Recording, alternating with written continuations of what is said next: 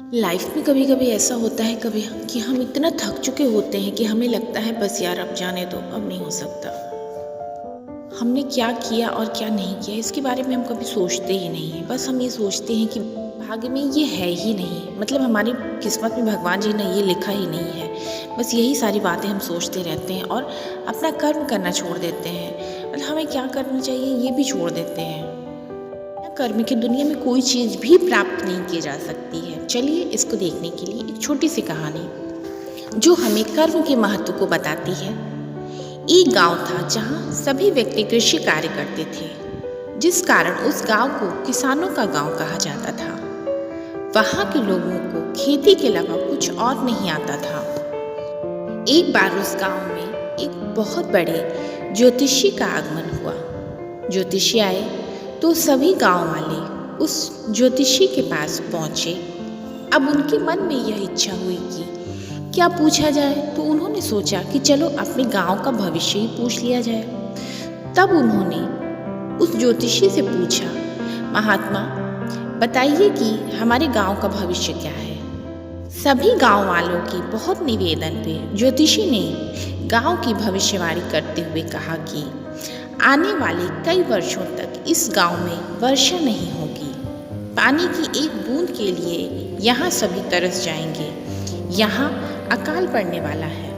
उस ज्योतिषी ने बताया कि यदि तुम सब अपना भला चाहते हो, अपने परिवारजन की जिंदगी चाहते हो, तो यहाँ से यह गांव छोड़कर दूसरे स्थान को चले जाओ। यह बात सुनकर सभी गांव वाले बहुत परेशान हुए और गांव छोड़कर जाने का निर्णय कर लिया। उसी गांव में एक परिवार ऐसा भी था जो भविष्यवाणी पर विश्वास नहीं करता था, मतलब वो ज्योतिषी पे उन्हें विश्वास नहीं था। उस परिवार के मुखिया ने यह निर्णय किया कि वह गांव छोड़कर नहीं जाएंगे और सारे गांव वालों के जाने के बाद भी वह अपने परिवार समेत उसी गांव में रुका रहा।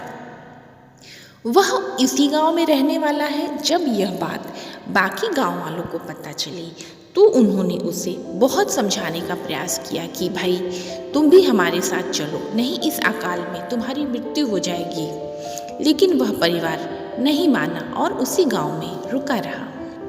धीरे धीरे सारा खाली हो गया। वह व्यक्ति अकेला बैठा सोचता रहा कि अब क्या किया जाए। उसने सोचा, चलो हल को लेकर खेत ही जोत आता हूँ। यह सोच उसने कई दिनों तक खेत को जोतने का कार्य किया। ऐसे ही वह खेत जोत रहा था कि एक दिन एक बादल उसके खेत के ऊपर से गुजरा और उसने उस किसान को खेत जोतते हुए देखा। तब उस बादल ने सोचा कि सारा गांव तो अकाल की भविष्यवाणी से यह जगह छोड़ के चला गया है, पर यह व्यक्ति यहाँ हल जोत रहा है। तो बादल ने उस व्यक्ति से पूछा, क्यों भाई, तुम क्या पागल हो? अकेले ही खेत जोत रहे हो?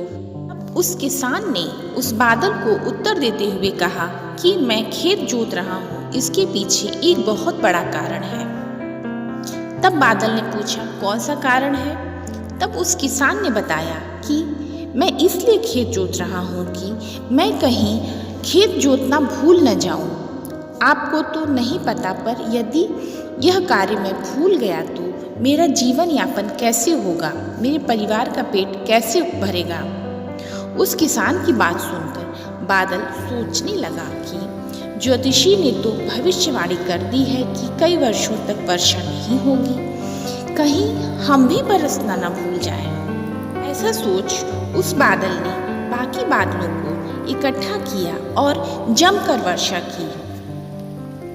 दोस्तों, तो इस छोटी सी कहानी से हमें जिंदगी की बहुत बड़ी सीख मिलती है कि भाग्य भी उसी व्यक्ति का साथ देता है जो आगे बढ़ के मेहनत करता है, न कि जो भाग्य के भरोसे रहता है कि मेरे भाग्य में होगा तो मुझे मिल जाएगा, नहीं होगा तो नहीं मिलेगा। किसी चीज़ को पाने के लिए पहले मेहनत करनी पड़ती है, उसके बाद ही भगवान साथ देते हैं। क्योंकि हाथ पे हाथ रखे रहने से और बैठे रहने से भगवान भी कुछ नहीं देते हैं। इस इसलिए मनुष्य को भाग्य के भरोसे नहीं रहना चाहिए और अपना कर्म सबसे पहले करना चाहिए। इन्हीं बातों के साथ हमेशा हंसते रहें, मुस्कुराते रहें। धन्यवाद।